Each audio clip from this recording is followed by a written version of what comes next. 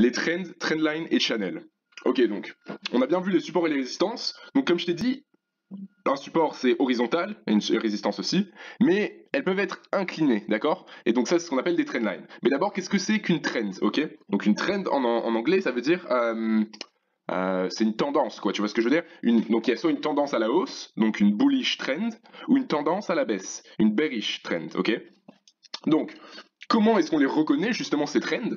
C'est que, donc regardons, là en fait il y a la théorie de Dow qui fait que un marché qui monte, d'accord, une tendance à la hausse, le prix est censé faire des hauts encore plus hauts et des bas encore plus hauts. Ok, donc je vais te montrer l'exemple pour que ça soit plus clair. Mais imaginons que le prix commence ici.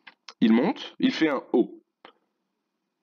Et là, il rejette. Donc tu peux voir que le bas, il est plus haut que le dernier. Donc le bas est plus haut, ok? Ensuite, bam, le haut est à nouveau plus haut que le dernier, d'accord? Donc tous les bas et les hauts sont de plus en plus hauts, d'accord? Et il n'y a jamais de quelque chose comme ça. Dans ce cas, à partir de ce moment-là, la trend à la hausse est terminée, d'accord?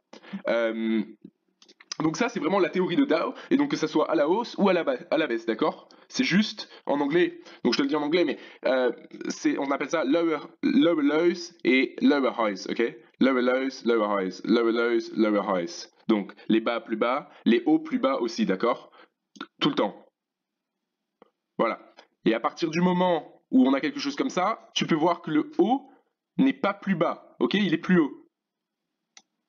Et puis là, on a encore raté de faire un bas plus bas. Donc là, c'est carrément terminé, ok? Et on a terminé notre tendance à la baisse. Et puis, bah, là, on peut peut-être voir une tendance à la hausse, ok? Donc ça, c'est les trends, ok? Donc maintenant que tu as capté ce que c'est une trend, qu'est-ce que c'est qu'une trendline? Parce que c'est bien beau, en fait, d'avoir ça, mais nous, comme on veut le trader, d'accord, comme un support ou une résistance, vraiment avoir des zones pour pouvoir acheter et vendre, il nous faut des trendlines. Donc en fait, ce que c'est une trendline, c'est... Donc, on a vu que le support, c'était quelque chose comme ça, ok, avec ta résistance et ton support, c'est là où le prix est rejeté. Et bien en fait, ça va être exactement pareil, mais penché, ok? Donc le prix va être comme cela, entre un support et une résistance, ou alors juste une résistance, d'accord? À la base, c'est ça, juste une trendline. Donc là, par exemple, on peut voir une trendline qui ferait quelque chose comme ça, ok? Où on a une touche, deux touches, trois touches, quatre touches, cinq touches. Et donc ça nous montre des probabilités qui font que à chaque fois que le prix va toucher cette ligne, il y a de fortes chances que ça soit rejeté. Et après, pareil, quand on est ici, le prix peut fortement descendre, retester cette ligne pour remonter, d'accord? Parce que la résistance est devenue support, d'accord? Donc, ça, c'est l'exemple, ok? Comme tu peux voir, on a une touche là, deux touches, donc évidemment il faut un minimum de deux touches pour faire la ligne, et c'est à partir de la troisième touche que ta trendline est valide, ok? Parce que sinon, comme le support et la résistance, on va pas juste mettre des lignes partout, ok? Donc, regardons ce que ça fait dans un vrai marché. Donc là, on est sur du euro-kiwi. Euro-kiwi, et qu'est-ce que tu peux voir ici? Qu'on a relié ce point et ce point, mais ça relie aussi celui-ci, celui-ci. Et quand le prix a cassé et est remonté, ça l'a rejeté, d'accord? Donc ça, c'est une trendline qui est valide, d'accord? Il faut que ta trendline ait minimum 3 points, d'accord? Parce que sinon, il n'y a pas assez de probabilité, tu vois ce que je veux dire? Parce que sinon, dans ce cas, tu peux faire une trendline n'importe comment, tu vois ce que je veux dire? Tu pourrais faire une trendline comme ça, à la bizarre, avec juste une touche ici, une touche ici. Mais ça, c'est pas une trendline, il faut qu'il y ait minimum 3 touches, d'accord? Donc voilà, donc évidemment, tu as une trendline à la hausse ici, et qu'est-ce qu'on peut voir là? Une autre trendline dans la trendline, d'accord? Ça, c'est tout à fait possible. C'est tout à fait possible parce que, comme tu vas le voir, en fait, il y a plein de choses qui s'emboîtent. Donc là, on peut voir qu'il y a le prix, donc il fait ses vagues, ok? Et que tu peux voir que les bas sont de plus en plus hauts, d'accord? Et puis là, quand le prix se corrige, et donc est à la baisse pendant un petit moment, ok? Mais ça, évidemment, on est sur du 8 heures, c'est allé sur du 1 heure. Bon, bah, le mouvement serait beaucoup plus imposant, ok?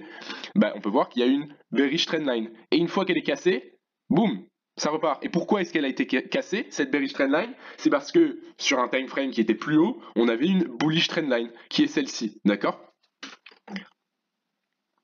Donc, maintenant, en fait, comment tu vas vraiment les dessiner, ces trendlines, ok? Parce qu'on a vu qu'avec le support et la résistance, on allait faire des zones, donc avec des carrés.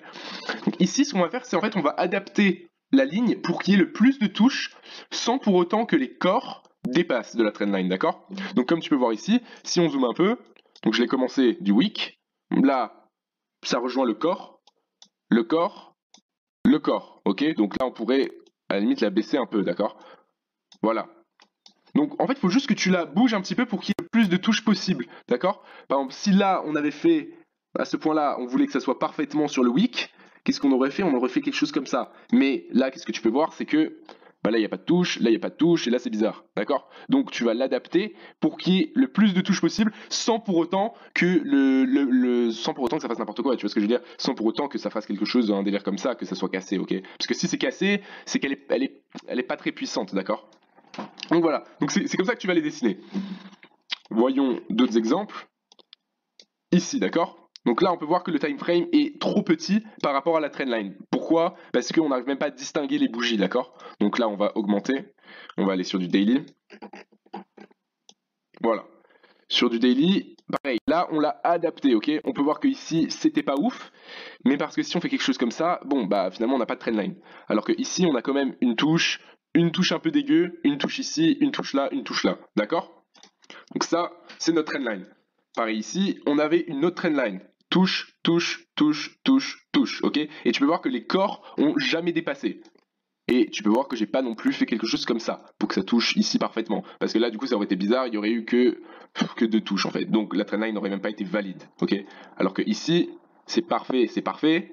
Ici, ça a été rejeté correctement, et c'est parfait, ok? Donc ça, c'est notre trendline. Tu peux voir qu'il y en a beaucoup. Donc tu captes le délire que c'est comme une résistance ou comme un support, mais incliné, ok? Après, quelque chose à savoir, c'est que plus une trendline est raide, d'accord? Donc imaginons on trouvait une trendline qui faisait comme ça.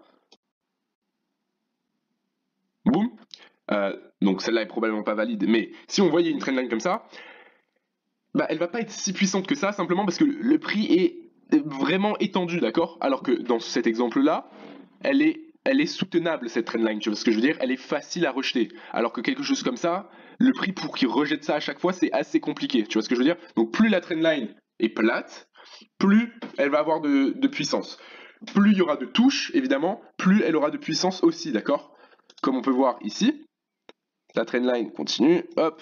Quand on est arrivé à ce point-là, le prix a commencé à rejeter la trendline encore, d'accord? Elle avait quand même de l'effet, même s'il y a eu beaucoup de choses entre temps. Elle a quand même eu pas mal d'effets, et après le prix est parti, ok? Donc voilà. Ensuite, il y a les channels. Donc qu'est-ce que c'est que les channels? C'est que comme on a vu avec le support et les résistances, le prix peut être entre un support et une résistance. Donc c'est exactement pareil avec les trendlines, ok? Donc par exemple, retournons sur notre exemple, celui-ci. On peut voir que, bah, à peu près parallèlement, le prix a été rejeté vers le bas aussi, d'accord? Donc ce qu'on fait, c'est qu'on clique sur CTRL sur le clavier, tu copies cette ligne, tu la remontes, et qu'est-ce qu'on voit dans cet exemple? C'est que, en effet, le prix a bien été rejeté ici et ici. Donc ça, on appelle ça un channel. Donc c'est exactement le même principe, d'accord? Mais c'est juste qu'il faut que tu saches que souvent, donc il y a des trendlines, ça c'est sûr, mais il y a souvent aussi des channels, d'accord? C'est une formation qui est très commune. Après, on va pas forcément essayer de trader ça à la baisse, d'accord? On va plus, par exemple, acheter ça et s'en débarrasser, prendre nos profits quand ça arrive au haut de la chainline, d'accord? Mais on va pas vraiment shorter le marché quand il est ici. Pourquoi? Parce qu'il y a une citation connue qui dit "The trend is your friend", donc la tendance est ton ami, ok?